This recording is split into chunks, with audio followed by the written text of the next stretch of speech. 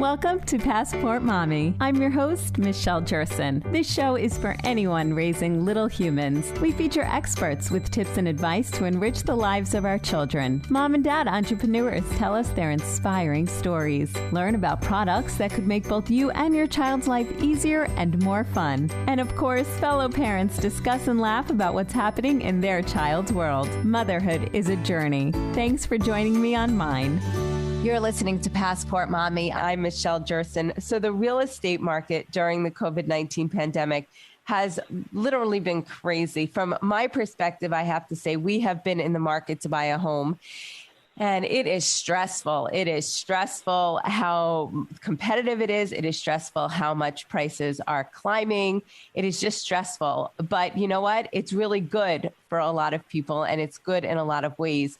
So I'm happy to have with me today Sidney Potter. He is an author and real estate mortgage operation. Let me start that in. But I'm so happy to have with me today Sidney Potter. He is an author and a real estate mortgage operations consultant. Mr. Potter has worked in the real estate and mortgage industry since 1992 and is a former member of the National Association of Home Builders, International Council of Shopping Centers, and a present member of the National Association of Realtors. Hello. Thank you so much for being here today. Michelle, thank you. I'm happy to be here. Great. So tell me, what is the new normal right now for COVID-19 in the real estate industry? Michelle, answer your question directly. I would say if you're in the market to buy a home in which to live in, you don't want to have paralysis by analysis. You snooze, you lose. The early bird gets the worm. I could go on and on. Those get kind of tacky, but they really mean a lot of things.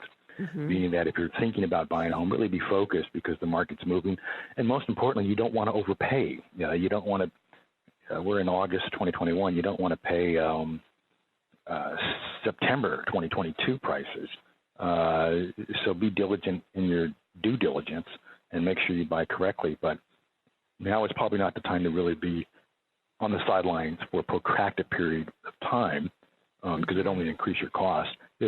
If you're selling a home and this is how coronavirus affects it, make sure you do your due diligence on the buyers, that you're validating assets and the loan qualification because you'd hate to go through one or two buyers on the home. You're also finding, because I'm seeing this on the mortgage operation side, homes that fall out of escrow because of COVID, people lose their jobs. Right. And there's also a reduction in some industries of labor. The dot-coms are reducing labor across the board depending upon whether or not you work at home or you don't. And that ties into what they call DTI, debt-to-income ratio. And that, if there's a bit of a hiccup on either side of let's say it's a husband and wife that are buying a home, that could really derail a deal and be disastrous. So there's a couple things to look at there. Right, exactly. Now, when you say not to buy now and then pay September 2022 pricing, are you predicting that the market's going to go down next year? It will. Well, it's starting to simmer off in certain markets right now.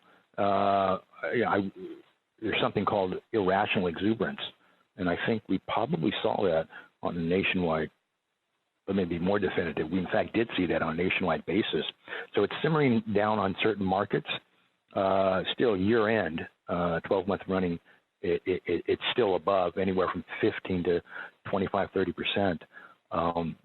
But you're seeing it simmer down. You'll see it pick up on certain markets, depending if it's suburbia or if it's urban. Urbans are taking the biggest hit. But what I also addition means is that some of the pricing is a little too high, and you want to avoid paying the appreciation for a seller. You've got this irrational exuberance on the sell side as well, where they're thinking, okay, I know my home is worth $300,000, but I think I should be at $375 for good measure. And I would say to a prospective buyer that you'd want to avoid that type of situational scenario. Right. So what do you do? Because that's what I've been finding is that, okay, we're listing it at, let's just say 700. We got all these high bids. It's up to 750 now. What do you want to do? I assist and advise on a personal level, and you want to avoid seller's remorse. And if you're a seller, you might have seller's remorse by opting to sell too high. You know, one of the adages I used in my first book, called The Flip, which in 2011, I wrote as a result of buying and selling over 100 homes on my own portfolio, is that really the secret is not really to buy low, sell high. It's to buy low, sell low, which is to say, be reasonable on your sell price. Don't. It's a good adage. It's something good to live by. You don't want to leave too much money on the table. I mean, why give it up just like that? You earned it more or less by making your mortgage payments and riding the wave of appreciation. But you want to be reasonable and maybe pull back the reins a little bit. Also, very quickly, Michelle, that I find past and present clients on the commercial side that I've worked with is it's best to be prudent, and not always the highest offer is the best offer. If I had an offer at $750, but it's FHA, and the buyer with the Federal Housing Administration is only putting 3.5% down, which means they have to show about $25,000 for the cash, I'd be more quizzical and worrisome about that buyer than, let's say, a guy that comes in at $700 or $720, but he's showing $175,000 in reserves, cash out of his 401k. There's more of a likelihood that that guy has a hiccup during the loan qualification period. He's going to be able to close. And then that's where you run into the adage, a bird in the hand is better than two in the bush.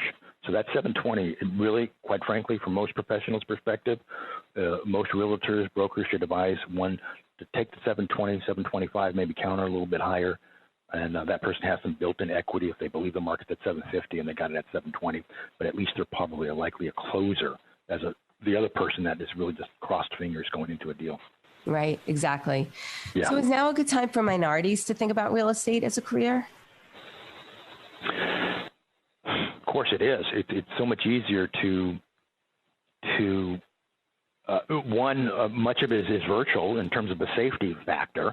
The black and brown are typically the front lines of the most vulnerable positions in terms of the interface with the general populace, with the exception of doctors and nurses who tend to make a good money, which is another frontline aspect, or your EMT, police, or firefighter, which are good paying jobs. But short of that, if you're looking for a career that has a low barrier of entry in terms of just getting a real estate license, and let's say you're not even that great at sales, you're more of a person that's a little bit more bookish or nervous, okay, you're really good at the numbers.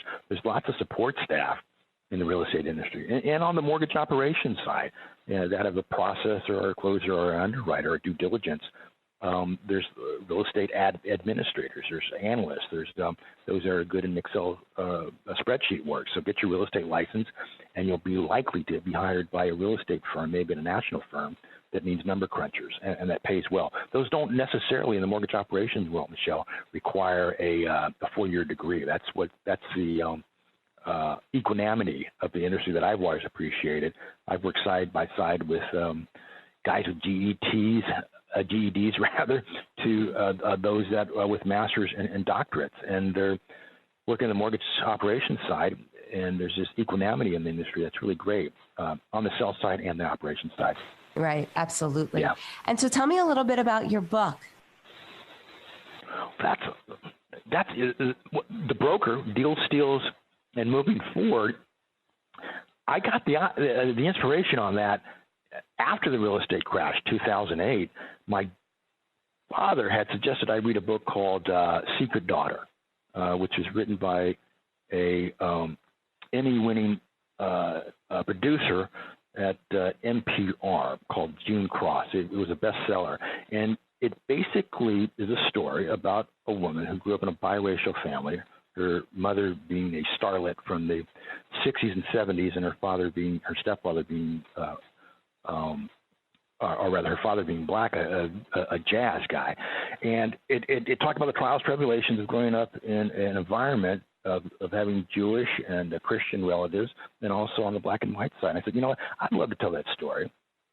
Mother's Italian Jew. My father's black. They met at Syracuse University and eloped eventually to Oakland, or rather Berkeley, California in the early 60s. But I'd also like to talk about brokerage, because both sides of the family do commercial brokerage. And that's where the idea of the broker was born. I wrote it just on the stream of consciousness in about 3 weeks. Wow. Yeah, I was at a second home out in the golf course, ninth hole in Phoenix, Arizona. I said, what am I going to do now? And there was a stream of consciousness. I wrote that out. And then it occurred to me, talking to people in the industry, said, Sidney, you just did something incredible on the residential side, where you bought and sold a lot of new tract homes in Nevada, Arizona, California. So I wrote the flip. That took a little bit longer, about a year's time. I finally went to market in that 2010, 2011, I think it was. But that's when I wrote The Broker. I sat on it for about a decade because I had some other work that I was doing on the right side, the writing side, and eventually released it several months ago, and now talking about it. And it's about commercial real estate brokerage and growing up in a biracial family with relatives in West Los Angeles to South Central Los Angeles, and talking, intersprinkling some of those stories with my time as a broker. Right. I love it. So who should be reading your new book, The Broker, Deals, Steals, and Moving Forward? That, by the way, we can get on Amazon. Absolutely. You know, I would say anyone who's ever read, and I've read Making Friends, essentially, by Dale Carnegie, anyone who really enjoys people book, but on the sell side, okay, that isn't gimmicky, because that's why I love Dale Carnegie. Okay. Les Brown is good, too. It's one of the preeminent black salesmen, speakers in the country right now. He's still going strong, Les Brown. Well, this is what I would say. If you're looking for a combination of Les Brown, okay, and Dale Carnegie that talks about commercial real estate, I think it's a neat book with a lot of anecdotes to read. Or if you're thinking about maybe getting into the business and there's a low threshold barrier, either you being your early 20s or your early 50s, if you still have to work, I'd like to think it makes sense to sit down and read it. Sure, absolutely. I think there's a lot of people who are considering a second career, and real estate, especially now, it's a great time to be in the real estate. So we have a few minutes left. So real quickly, if somebody is thinking about going out and buying that home today, like you said before, don't overpay. If they're finding that a lot of these prices are just inflated, would you advise renting for another year, or do you think you should just go out and purchase anyway? Well, first and foremost, a strategy that I would think that I would engage if I were buying a home, think like an REO asset manager. REO asset managers and our REO buyers, investors will bottom dollar investments, meaning if something's at 400, don't put in an offer at 100. That's just kind of silly. But I would not be reticent and or reluctant or hesitant to make an offer on a property that you think is fair value and to support it with comps, comparables, and to highlight what your attributes are, such as having assets, being motivated, and that you did a drive-by the property, you enjoy the white picket fence. That's what we did in commercial brokerage, to the point where some brokers would say, listen, my client's mother was born on your property, he's got to have it. Right. I mean, I know that sounds a little silly, okay, born out of a taxi or was conceived there. You think of these stories that have some plausible degree of truth of thread to them, and you go with it. So I would find a good broker or realtor and make those offers and not be hesitant, because you'll find vulnerability in the markets in terms of those that can't close. And it's also a way of righting the wrongs of overpriced markets. And you might get lucky too.